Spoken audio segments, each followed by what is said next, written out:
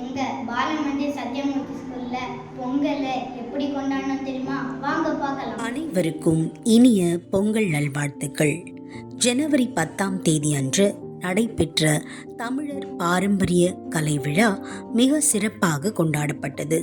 இந்த விழாவின் சிறப்பு விருந்தினராக முனைவர் திருமதி கனகலட்சுமி அம்மா அவர்கள் கலந்து கொண்டு விழாவை சிறப்பித்தனர். இந்த கலை விழா மிகவும் சிறப்பாகவும் நேர்த்தியாகவும் கொண்டாடப்பட்டது. வாசலிலே வாழை மரம், மாவிலை தோரணம், மாணவர்களால் செய்யப்பட்ட கைவினை தோரணங்கள் என பள்ளி வளாகம் முழுவதும் அலங்கரிக்கப்பட்டிருந்தது. மேலும் கோலம், பொங்கல் பானை, கரும்பு, மாட்டு வண்டி என்று கிராமிய உணர்வுடன் மிக அழகாக அலங்கரிக்கப்பட்டிருந்தது.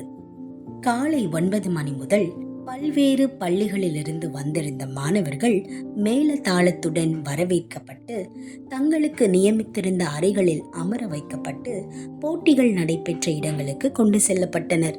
திருக்குறள் ஒப்புவித்தல், வினாடி வினா, கட்டுரை எழுதுதல், தமிழோடு விளையாடு என பல போட்டிகள் நடைபெற்றன.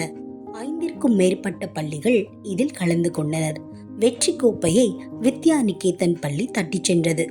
மாலை 2 மணி முதல் 4 மணி வரை ஆடல் பாடல் நிகழ்ச்சிகள் பாலமந்திர் பள்ளியின் கலைக்கூடத்தில் நடைபெற்றது.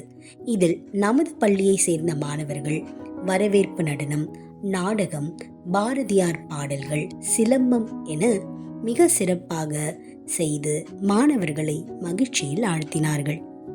தமிழர் பாரம்பரிய கலை விழா பற்றி சத்தியமூர்த்தி மாணவர்கள் கற்றுக்கொண்டது மட்டுமில்லாமல் பல்வேறு பள்ளிகளில் இருந்து வந்த மாணவர்களும் தமிழரின் வரலாறு, பாரம்பரிய கலைகள், தமிழரின் உணவுகள், தமிழரின் வீர விளையாட்டுகள் என கற்றுக்கொண்டு பயன்பெற்றனர். இவ்விழா மிக சிறப்பாக இனிதே நடந்து முடிந்தது. மேலும் ஒரு சிறப்பு நிகழ்ச்சியின் தொகுப்போட உங்களை வந்து சந்திக்கிறோம். நன்றி.